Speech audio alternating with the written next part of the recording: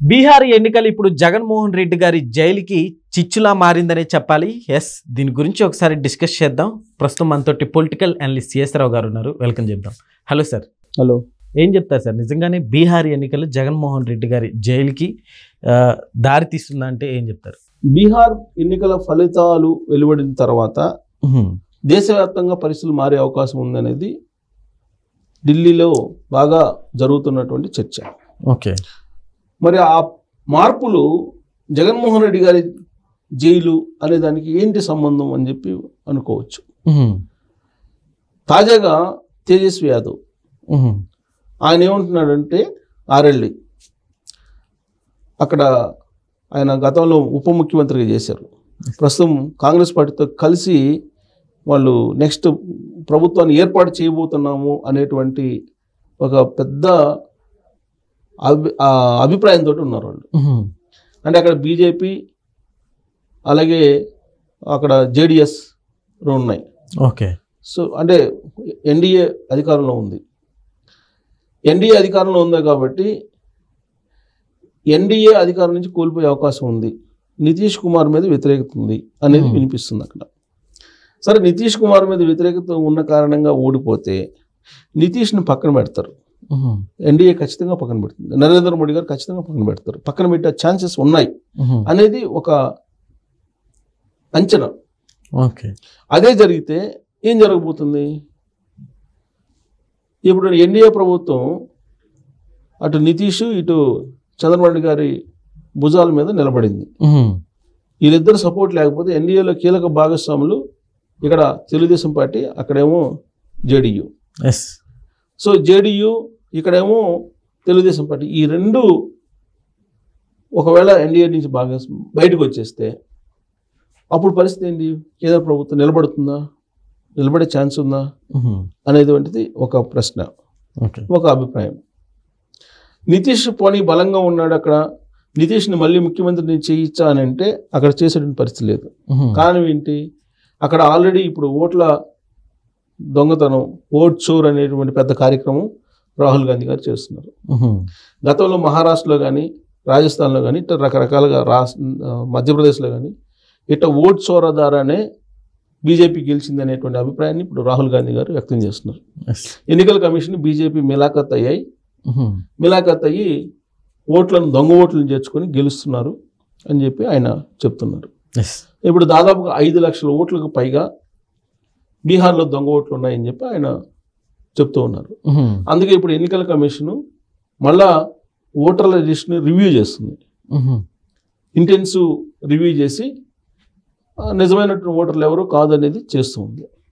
కాబట్టి ఇలాంటివన్నీ జరుగుతున్నాయి. కాబట్టి ఖచ్చితంగా అక్కడ కాంగ్రెస్ పార్టీతో కూడినటువంటి కూటమి అధికారంలోకి వస్తుంది అనేటువంటి అభిప్రాయంతో బీహార్లో చర్చ జరుగుతుంది. ఓకే, అదే జరిగితే మరి నితీష్ కుమార్ని పక్కన పెడతారు కదా.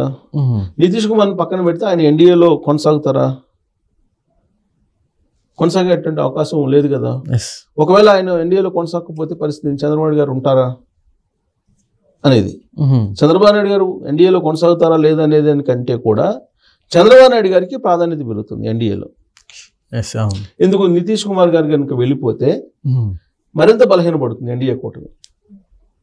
పడిపోవడానికి ఆస్కారం తక్కువ ఉంది కానీ బట్ నితీష్ కుమార్ గారు వెళ్ళిపోయినందువల్ల మరింత బలహీనపడుతుంది. వెంటిలేటర్ మీద ఎన్డీఏ ప్రభుత్వం ఉండే ఛాన్సెస్ ఉన్నాయి. అలాంటప్పుడు చంద్రబాబు నాయుడు గారే ఊపిరి పోయాలి దానికి. చంద్రబాబు నాయుడు గారు కనుక ఒకవేళ ఏదైనా నిర్ణయం తీసుకుంటే గవర్నమెంటే పడిపోయే అవకాశం ఉంది. అంటే చంద్రబాబు నాయుడు గారి ఇంపార్టెన్స్ అది పెరుగుతుంది. అక్కడ ఇంపార్టెన్స్ పెరిగినప్పుడు చంద్రబాబు నాయుడు గారు ఏం కోరతారు, ఏమి డిమాండ్ చేసే అవకాశం ఉంది అని అంటే ఆంధ్రప్రదేశ్ ప్రయోజనాల కోసం జగన్మోహన్ రెడ్డి గారిని అరెస్ట్ చేయటమే ఒక పరిష్కారం అనేటువంటి భావనతో ఉన్నారు చంద్రబాబు నాయుడు గారు. అట్లా అనుకుంటారా సార్? యాక్చువల్లీ ఎందుకు అనుకుంటారు? చంద్రబాబు నాయుడు గారు అలా అనుకుంటే ఇప్పటికీ అరెస్ట్ చేయించేవాళ్ళు కదా. దానికి సంబంధించినటువంటి లిక్కర్ స్కామ్ ఇవన్నీ ఆధారాలతో సహా మొత్తం కేసులు నడుస్తున్నాయి.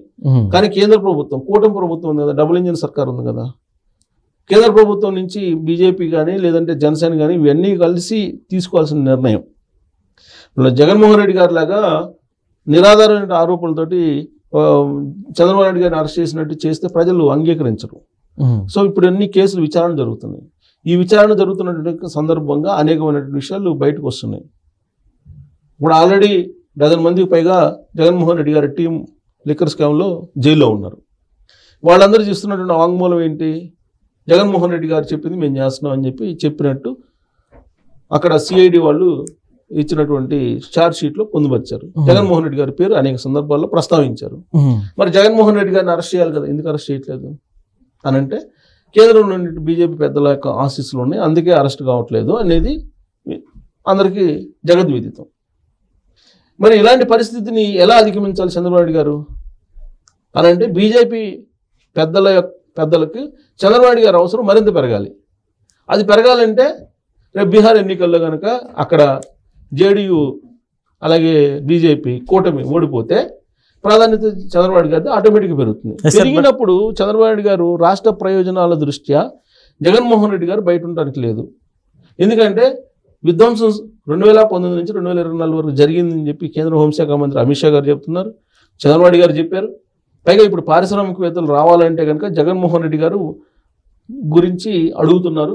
జగన్మోహన్ రెడ్డి గారు ఉంటే కనుక పెట్టుబడులు రావట్లేదు. పైగా జగన్మోహన్ రెడ్డి గారి పార్టీ మెయిల్స్ పెడుతూ ఉన్నారు వచ్చేటువంటి పెట్టుబడిదారులకు రావద్దని చెప్పి, ఇలాంటివన్నీ చెప్తున్నారు కదా సార్. అంటే చంద్రబాబు నాయుడు గారు అంటే జగన్మోహన్ రెడ్డి గారిని జైలుకి పంపించాలని అదే కోరుకుంటారని ఎందుకు అనుకోవాలి సార్? ఎందుకంటే రాష్ట్ర ప్రయోజనాల దృష్ట్యా, అందుకే నేను చెప్తున్నాను, రాష్ట్ర ప్రయోజనాల దృష్ట్యా జగన్మోహన్ రెడ్డి గారు వన్స్ జైలుకి వెళ్తే ఇండస్ట్రీస్లో వస్తారు అనేటువంటి భావన వ్యక్తం చేస్తున్నారు కదా. ఇప్పుడు జగన్మోహన్ రెడ్డి గారు ఉన్నందువల్ల రాష్ట్రంలో పెట్టుబడిదారులు రావట్లేదని చెప్పి లోకేష్ గారు చెప్తున్నారు. జగన్మోహన్ రెడ్డి గారు ఉంటే రావట్లేదని చెప్పి చంద్రబాబు నాయుడు గారు చెప్తున్నారు కదా.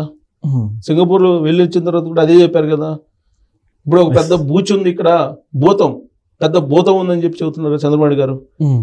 ఆ భూతాన్ని భూస్థాపితం చేస్తామని చెప్పి చెబుతున్నారు కదా. అనేక సందర్భాల్లో చెప్పారు కదా. అంటే ఇదంతా కూడా రాష్ట్ర ప్రయోజనాల దృష్ట్యా చేసేటువంటి కార్యక్రమం కింద చంద్రబాబు నాయుడు గారు తీసుకునే ఛాన్సెస్ ఉన్నాయి. ఎప్పుడు ఎన్డీఏలో చంద్రబాబు నాయుడు గారు లేకపోతే అసలు ఎన్డీఏ గవర్నమెంట్ ఉండే అవకాశం లేదు సెంటర్లో అనేటువంటి పరిస్థితి వచ్చినప్పుడు చంద్రబాబు నాయుడు గారి యొక్క ప్రాధాన్యత పెరుగుతుంది. ప్రాధాన్యత పెరిగినప్పుడు ఆటోమేటిక్గా చంద్రబాబు నాయుడు గారు చేసే డిమాండ్స్ నెరవేరుస్తారు. ఇప్పటి వరకు కేవలం రిక్వెస్ట్లే చంద్రబాబు నాయుడు గారు. ఇప్పుడు ప్రజెంట్ రిక్వెస్ట్ల మీద నడుస్తుంది.